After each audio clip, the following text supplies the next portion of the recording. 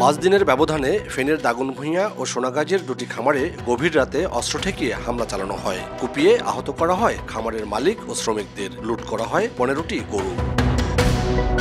এছাড়াও সিসিটিভির ক্যামেরায় দেখা যায় গত 13 জুন রাতে দাগনভূঞার হাশেম এগ্রোতে ধারালো অস্ত্র নিয়ে প্রবেশ করে 4টি গরু লুট করে এভাবেই নিয়ে যায় সংঘবদ্ধ চক্রটি। গরু ব্যবসায়ী ও খামারিদের মুখেই শোনা যাক সেই ভয়াবহতার ঘটনা।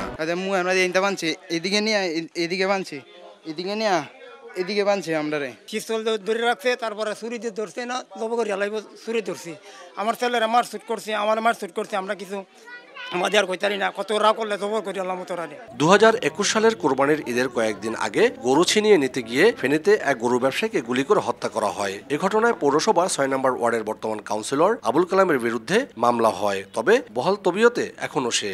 এছাড়া বছর জুড়ে গবাদি পশু চুরির হিড়িক লাগে জেলার বিভিন্ন উপজেলায়। পুলিশের দেয়া তথ্য মতে 1 বছরে জেলা জুড়ে 62টি গরু চুরির ঘটনায় মামলা হয়েছে 23টি। যদিও স্থানীয়দের দাবি এই সংখ্যা কয়েক গুণ। কোনো প্রতিকার না পাওয়ায় অভিযোগ ভুক্তভোগী।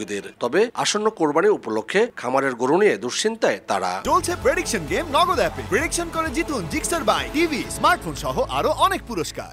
আমার টোটাল 21টা গরু বের করে ফেলছিল। 6টা গরু ছিল, 4টা গরু নিয়ে গেছে। এখন তো চুরি না, এখন গৃহস্থ বান্ধি আটকাই রাখি, গরু ডাইরেক্ট লই যায়, ডাকাতি করে অস্ত্র ঠেকাই। 7টা গরু নিয়ে গেছে, থানাতে অভিযোগ জানাইছি, এটা পাওয়া যায় নাই। এখনো গ্রামবাসী অনেকজন আতঙ্কে আছে। গরু চুরি রোধে কার্যকর পদক্ষেপ নেওয়ার গতানুগতিক আশ্বাস পুলিশ সুপারের। পুলিশের কিন্তু আমরা বসে নেই বা এটা কাজ করে যাচ্ছি।